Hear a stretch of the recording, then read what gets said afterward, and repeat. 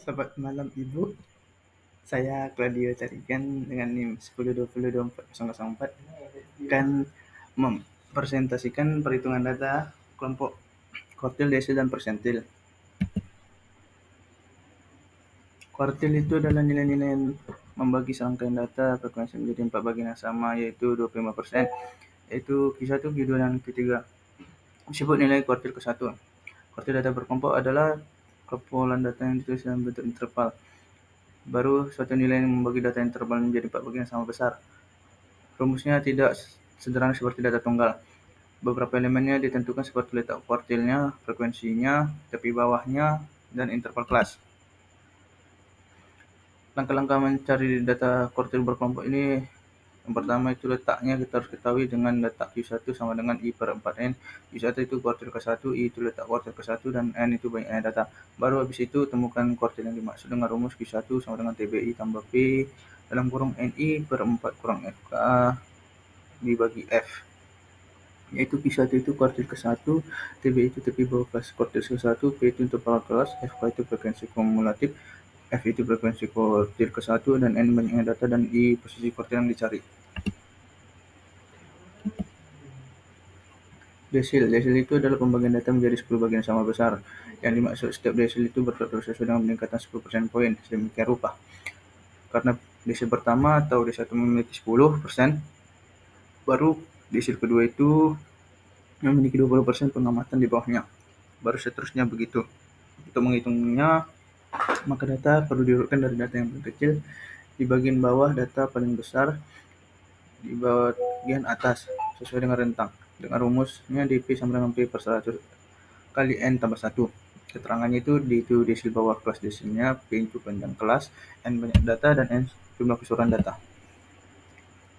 Persentil itu adalah membagi data menjadi 100 bagian sama besar yang sama akan menghasilkan 99 pembagian berturut-turut yang dinamakan persentil pertama, persentil kedua, hingga persentil yang ke-99. Persentil berarti 1 per 100, N per 100, atau mencari 1 per 100 dari keseluruhan data. Rumusnya PI sama dengan TB tambah I per 100 dikali N kurang F kum per FI. Keterangannya P itu persentil 1, TB itu tepi bawah kelas persentil, I itu nomor persentil, N itu jumlah total, F kum itu frekuensi kumulatif, FI itu frekuensi kelas, P itu panjang kelas. Baru 100 itu pembagi untuk menentukan proporsi data yang berada di bawah persentil. Soal kasusnya seperti sebuah rumah sakit berkelas rekam medis melakukan evaluasi terhadap waktu tunggu pelayanan rekam medis. Mereka mengumpulkan 20 pasien secara acak. Baru berikut adalah datanya 4, 5, 6, 6, 7, 8, 8, 9, 10, 11, 12, 13, 14, 15, 16, 17, 18, 19, 20. Berdasarkan data tersebut, petugas ingin mengetahui kuartil kedua sebagai indikator waktu tunggu median untuk menjadikan acuan dalam peningkatan mutu layanan. Pertanyaannya, berapakah nilai kuartil kedua dari data tersebut? Setelah data diurutkan, maka jumlah data itu adalah 20 genap. Maka menentukannya dengan rumus data N per 2 ditambah data ke N per 2 tambah 1 dibagi 2.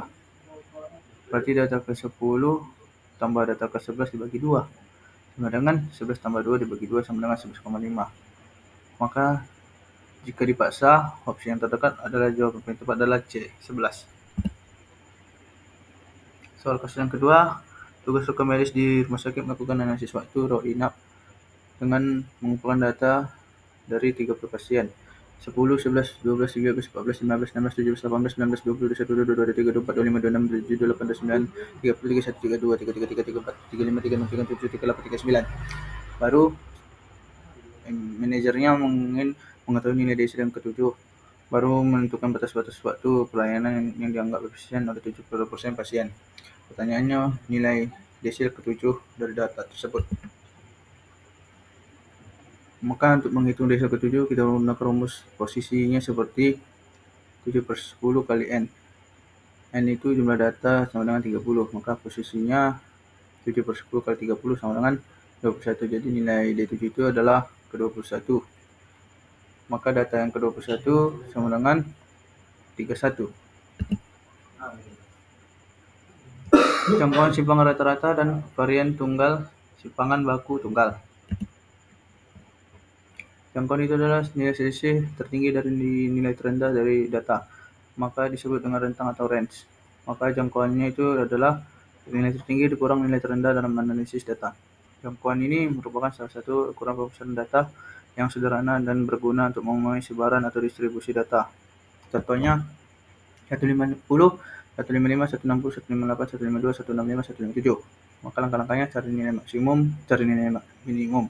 Maka hitungnya jangkauannya 165 kurang 150 sama dengan 15. Simpang rata-rata itu adalah data rata-rata dari selisih itu mutlak terhadap rata-rata. Maka sangat penting untuk menyimpang dari nilai pusatnya dengan rumusnya SR itu sigma X1 kurang X per N. Itu X1 itu nilai data ke-1, X itu data, N itu banyak data. Maka X1 kurang X itu adalah nilai mutlak dari rata-rata. Bervariasi itu adalah ukuran rata-rata hitung tidak tertimbang posisi data terhadap rata-ratanya sehingga menunjukkan berapa besar pengamatan terhadap rata-ratanya. Baru simpangan baku adalah bagaimana nilai-nilai data tersebar. Simpangan ini juga definisi sebagai rata-rata jarak penyimpangan titik-titik. Data diukur dari nilai rata-rata tersebut. Jadi kesimpulannya adalah jangkauan menunjukkan seberapa jauh data tersebar dari nilai terkecil ke sebesar. Penyimpangan rata-rata menggambarkan seberapa jauh rata-rata penyimpangan setiap data dari nilai tengah. Variasi menunjukkan seberapa besar penyebaran data dengan menekankan perbedaan yang lebih besar karena dihitung dalam bentuk kuadrat. Baru simpangan baku adalah varian yang digunakan untuk menggambarkan sebaran data dalam satuan asli sehingga lebih mudah dipahami. Baru soal kasusnya adalah seorang petugas tenaga medis sedang menganalisis data waktu pasien dalam sistem SIMRS. Maka waktu yang diperlukan tercatat adalah 0 sampai 9 menit itu adalah 8 pasien, 10 sampai 19 menit 12 pasien, 20 sampai 29 menit 6 pasien, 30 sampai 39 menit 4 pasien. Maka berapa jangkauan waktu untuk program medis pasien yang tercatat dalam SIMRS? Maka jangkauan range adalah selisih antara nilai terbesar dengan nilai terkecil. Maka perlu kita ketahui batas akhir tertingginya itu rentangnya 30 sampai 39. Maka batasnya itu adalah 39 menit. Baru batas bawah terendahnya itu adalah 0 sampai 9 menit. Maka batas bawah kering rentang adalah 0. Menghitungnya adalah jangkauan batas sama dengan batas tertinggi dikurang batas bawah terendah. Maka 39 kurang 0 sama dengan 39 menit. Baru soal kasus yang kedua itu seorang petugas tenaga medis mencatat pemrosesan SIMRS selama 5 hari terakhir. Waktunya yang tercatat adalah 5 sampai 10 menit 3 pasien, 11 sampai 15 menit 4 pasien, 16 sampai 20 itu 2 pasien.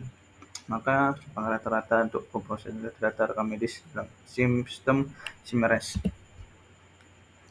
Penjelasannya adalah simpangan rata-rata adalah selisih nilai data dengan rata-rata nilai tersebut tanpa mempertimbangkan tanda negatif. Maka tentukan titik tengah setiap kelas.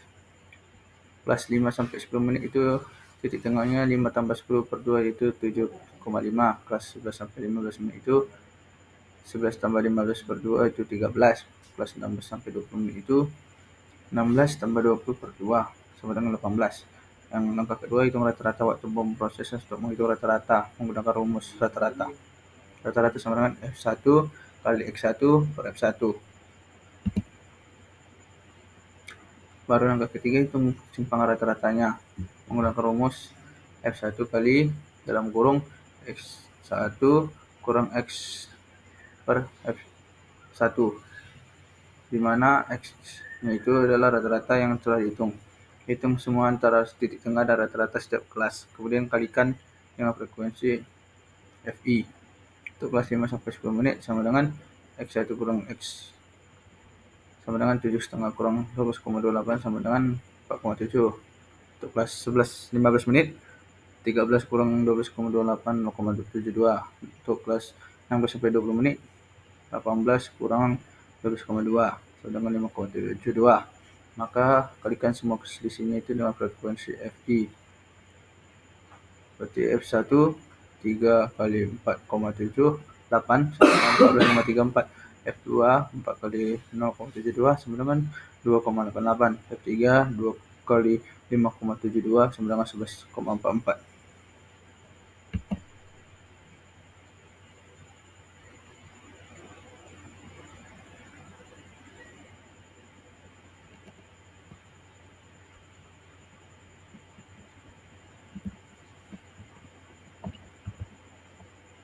Maka menghitung rata-ratanya menggunakan rumus simpangan rata-rata, kemudian jumlahkan hasilnya semua. Fi kali Xi kurang X sama dengan 14,34 tambah 2,88 tambah 11,44 sama dengan 28,66.